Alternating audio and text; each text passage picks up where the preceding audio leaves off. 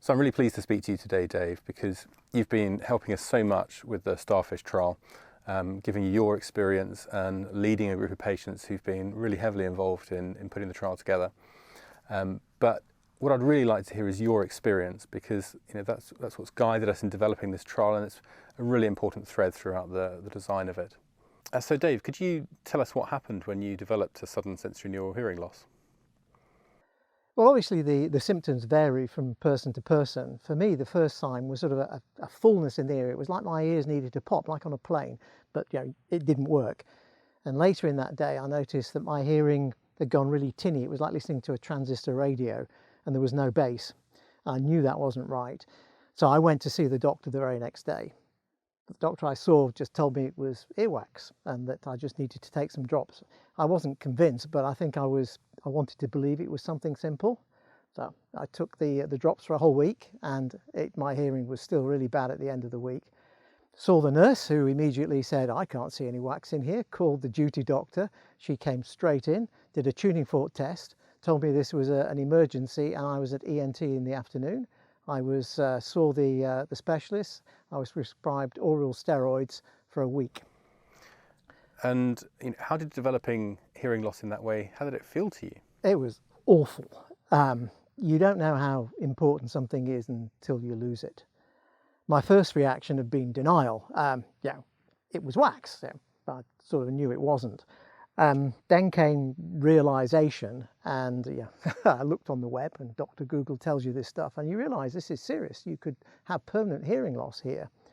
And it was like looking into an abyss, and you didn't know if you were going to fall into it, whether you were going to get your hearing back.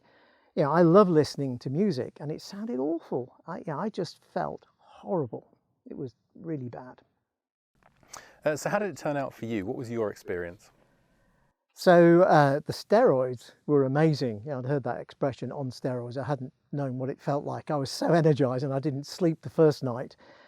Now, I was very fortunate because my hearing began to return over that first week of the steroids. It was going up and down, but it was getting better. And I noticed when I went to the pub, I could actually hear people talking again. I could discriminate the sounds. And the fullness that I had in my ear went away.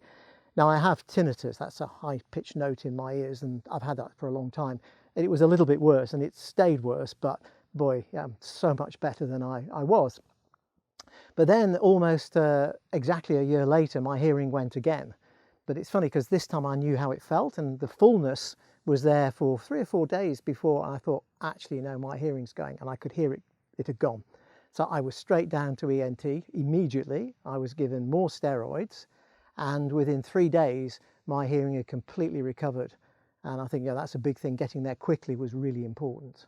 So what do you wish had been different with your treatment and your experience? So whilst I went to the GP immediately, I wish I'd been really more insistent right then and said, this is not right, rather than thinking, oh, I'd like it to be earwax. And I'd asked to see another doctor. I wish that had happened.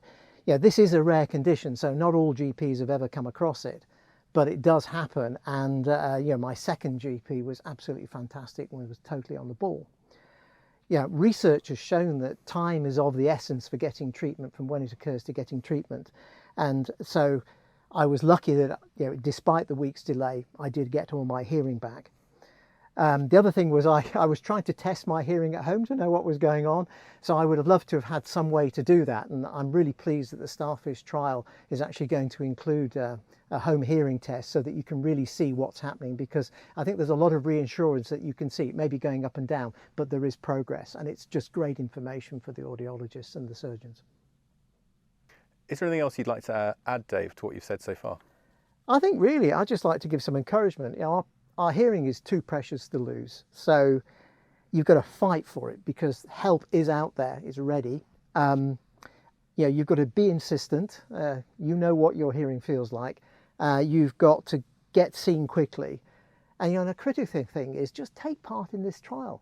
We have a chance here to help other people not go through what I've gone through, what you're perhaps going through as well, and improve the treatment and improve the results for people who suffer from this awful affliction.